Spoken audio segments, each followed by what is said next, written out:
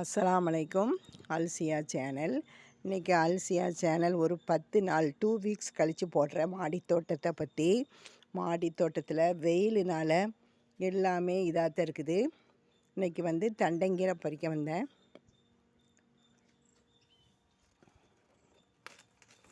தண்டங்கீரை பறிக்கும் போது இப்படி மூட விட்டுட்டு இப்படி இந்த காம்பை மட்டும் உடைச்சி எடுங்கோ. அது 2வது துளிர் வந்து தழுக்கும். அந்த ரோஜா செடி அப்படியே போயிடுச்சு. அது கூட புதினா வந்து நல்லா தழுத்துருக்கு. அப்புறம் உருளைக்கிழங்கு பாருங்கள் வளர்ந்து வருது. ஆனால் அந்த செடிக்கு தண்ணி அதிகமாக ஊற்றும் போது இந்த உருளைக்கிழங்கு அப்படியே அழுகிரும்னு நினைக்கிறேன். தண்ணியை தான் வச்சுருக்கணும். இப்போ வந்து சீத்தா மரத்துக்கு நல்லா தண்ணி ஊற்றுவோம். ஆனால் இதுக்கு கம்மியான தண்ணி தான் ஊற்றணும். சீத்தா மரத்துலேயுமே இப்போ காய் என்ன செய்யுது, இந்த அடிக்கிற வெயிலுக்கு கரிஞ்சிருது. ஒரே ஒரு பாவைக்காய் பாருங்கள், ஒரு பாவைக்காய். இதை என்ன செய்வோம், சாம்பாரில் போட்டு விட்ருவோம். நல்லாயிருக்கும், கசக்கவே கசக்காது.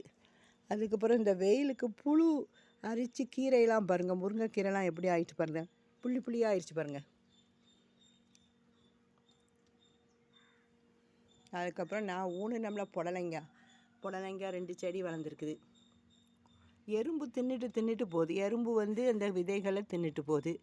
அப்புறம் மாதுளையில் மொட்டு வச்சுட்டு, சின்ன மாதுளை தான் இங்கே பாருங்கள் மொட்டு வச்சுட்டு தெரியுதா.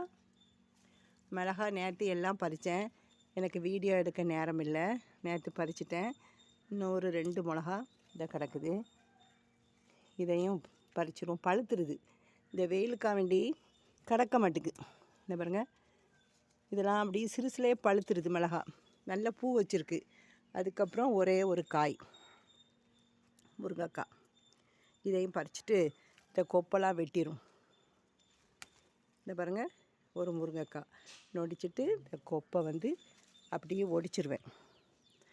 அப்போ தான் அதுலேருந்து துளிர் வந்து 2வது காயும் பூவும் மொட்டு வைக்கும். இப்படி உடச்சிடணும். நான் ஒரே ஒரு முருங்கைக்காய் கிடக்குது மரத்தில், அது பறிக்க விட்டு பறிக்கணும். இப்படி கொப்பை ஒடிச்சு விட்ருவேன். பிச்சிப்பூ நல்ல துளிர் வந்துட்டு இனி மொட்டை அடிச்சிரும்.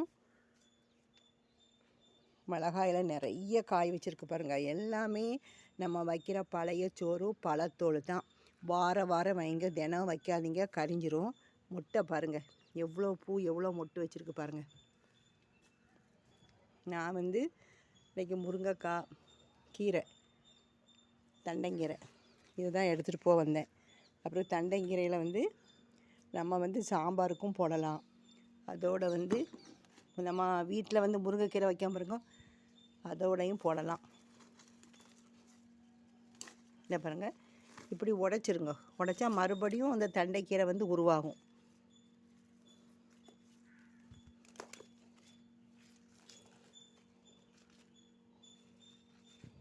இந்த கொப்பெல்லாம் அப்படி கட் பண்ணி விட்டுட்டா மறுபடியும் அது துளிர் வந்துடும். பாருங்கள், விஷம் இல்லாத நம்ம வீட்டிலே உள்ள தண்டங்கீரை. இன்னொன்று கிடக்கு பாருங்கள், 2 கிடக்கு. இதில் பூ வந்துட்டு. அதே மாதிரி புதினா குச்சி நட்டி வச்சேன்ல, அது பாருங்கள் எவ்வளோ அழகாக வந்துட்டு பாருங்கள். காய்கறி கடைக்கு போனால் புதினாலாம் வாடின புதினாவை அள்ளி குப்பையில் போட்டிருப்பான். அவன்கிட்ட கேட்டாலே அதை கெட்ட எடுத்துகிட்டு வந்துடுவான். அதை அப்படியே வந்து வீட்டில் நட்டி வைக்கலாம். வெயிலினால் எல்லாமே இதாக இருக்குது. பூ வச்சுட்டு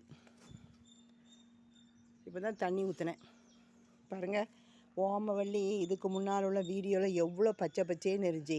இப்போ இதை ஃபுல்லாக நம்ம கட் பண்ணி விடணும். அப்போ தான் புது இலை வரும்.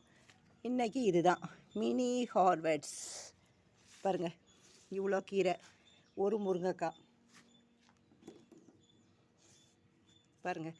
இது சாம்பாருக்கும் போடலாம், பொரியலும் பண்ணலாம். இந்த வீடியோ பிடிச்சிருந்தா லைக் பண்ணுங்கள், சரியா? லைக் பண்ணிவிட்டு பாருங்கள். சப்ஸ்கிரைப் பண்ணாதவங்க சப்ஸ்கிரைப் பண்ணி பக்கத்தில் உள்ள ஆளுங்கிற பட்டனை அமுக்கினா தான் என்னுடைய வீடியோ தினம் உங்களுக்கு வரும். இன்ஷா அல்லாஹ் நாளைக்கு ஒரு வீடியோ போடுறேன். அஸ்ஸலாமு அலைக்கும்.